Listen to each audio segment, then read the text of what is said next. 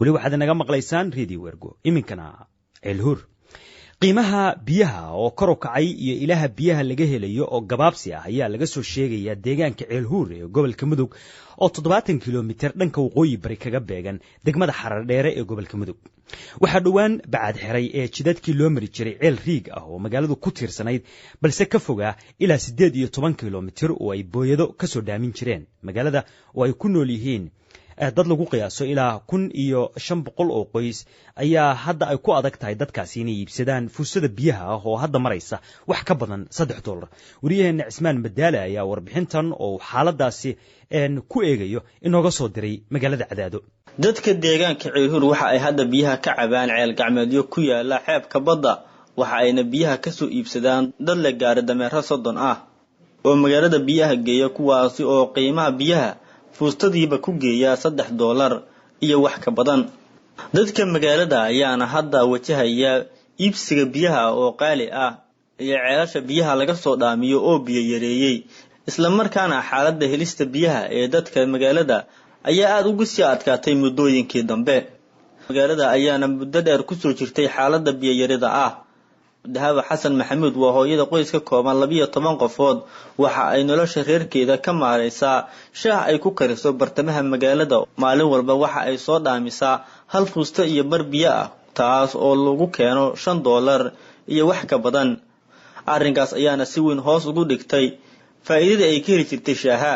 maadaama lacagta biyaha ay ku iibiso iyo faa'iidadii shaaha ka soo gali jirtay ay isla eg yihiin fuustada biyo ilbiriksi ayadoo adoon 20 ka isticmaala waxa arkaydo iska dhamaatay aniga xataa waa isticmaala waa ilmaha waa loogu qora fuustada biyo fuusta iyo bar labadii maalmood maalin fuustan shuba aniga ilmahayga iyo qoyskayga maalin fuustiyo barasho maalin laba fuustan maalin fuustan shuba taasan fuustiyo bar ku cabnaa qoyskayga iyo maharadayda $7 iyo bar laga yaabaa maanta $7 bar aan isticmaalo cuntadii kale iska dhaaf ina maharada aan joogo aan $5 ka gadin Dahabo oo shaqadan ku soo guday jirtay 15 sano waxa ay maqaayadeeda shaaha maalinkii ka filan jirtay $4 oo faa'iido ah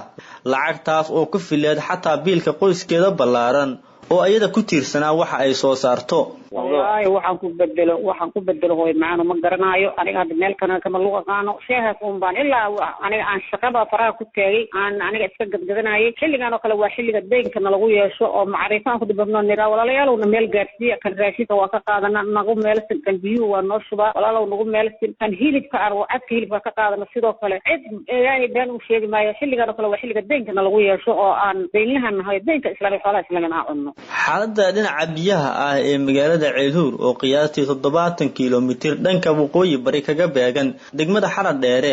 ee gobolka Mudug ayaa sii xoogaysanaysa markii ceel riig biyo ah ee magaaladu ku tiirsaneed uu bacad xiray wadooyinkii baabuurtu ay mari jireen ceelka oo la sameeyay 10 bilood ka hor ayaa magaalada u jiray 18 kiiloomitir waxaana ka soo dhaami jiray biyaha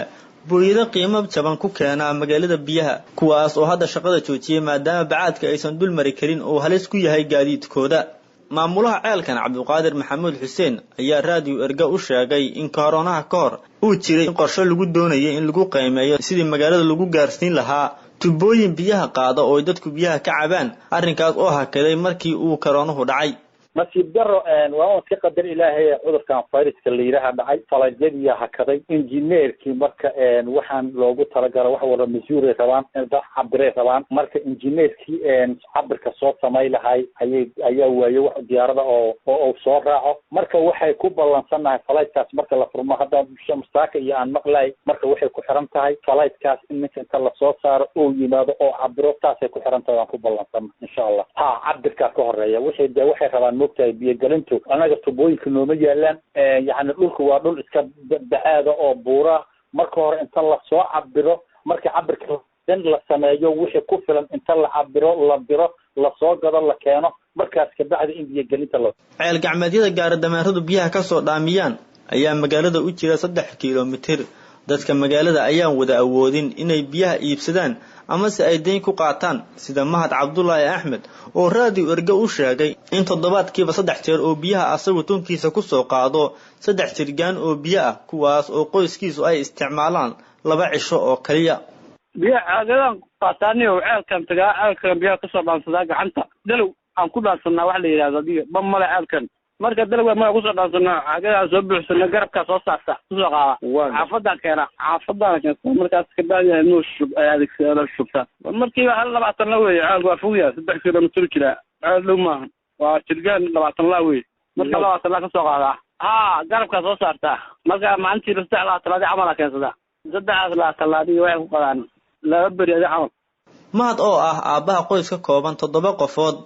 xirfadiisa shaqo ayaa ah xamaalista dejinta baabuurta rarka keena oo uusan u helin maalin walba si joogto ah